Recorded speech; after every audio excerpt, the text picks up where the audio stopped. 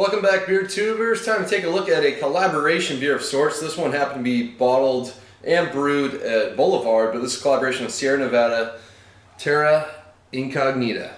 So I'm not exactly sure what this is supposed to be. They say ale aged in whiskey barrels that go on the back of the bottle, saying it's 3 months in the barrels, 8.5% ABV. They kind of mentioned some of the malts and some of the hops they use, but they said they're going for like a really earthy beer. And I'm pretty sure they bottled it with Brettanomyces as well, so it's got some wild yeast in it. So not really sure what to expect, but got it poured out. It's really dark, kind of brown. Yeah, just kind of a mucky looking brown color, maybe slight red tinges to it, but not much. The head is very light brown color. Pretty good retention. I'm assuming it's pretty high carbonation. Had a big pop on the bottle. Let's get the nose. Yeah, it's certainly earthy. I'll give them that. Picking up some oak, vanilla, sort of like a nice like hay-like quasi-funkish. It's got a little bit of that basement character to it. Slight bit of fruitiness coming through, but it's a very earthy beer. It's got that sort of not quite earth in like an off flavor way, like fresh soil, but it's got that sort of like damp wood sort of note to it. It's pretty interesting smelling. Dig in, cheers.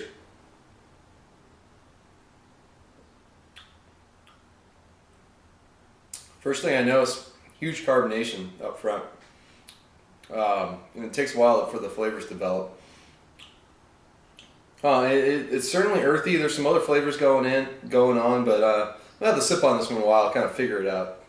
Up front, get a lot of that earthy component, but it's more, I'm guessing, coming from the hops they're using. It's kind of got that like wet log. Kind of hard to describe the earthiness, but yeah, like forest-like, earthy, sort of woody notes to it. Then midway through, the sweetness kind of takes over. Get a little bit of caramel malt coming through, a little bit of like a dark fruitiness as well, a touch of like an oak character to it, like a slight oak vanillin character, and then a little bit of like a whiskey note to it, and then it finishes really, really dry. As you can see, it's got some crazy carbonation. I just swirled that up. Just sipping on some more, you get almost like a little bit of like a chocolate note on the finish. It's got some malt character, it's got a little bit of sweetness, but it also has extreme dryness on the back end. The Brettanomyces in it's just really kind of extremely drying out the beer on the back end. Get a little touch of that alcohol coming into play, but not too significant. It's kind of a weird beer. They're going for this really kind of earthy terroir sort of thing with it, but I don't know what style this is supposed to be, so it's kind of hard to judge it. It's certainly unique. It's fitting of the location, but I'm just not a big fan of the beer, unfortunately. It's not the most drinkable thing with the huge carbonation that's kind of stinging your tongue, and then the extreme dryness in the back end, just the big overall kind of earthy character.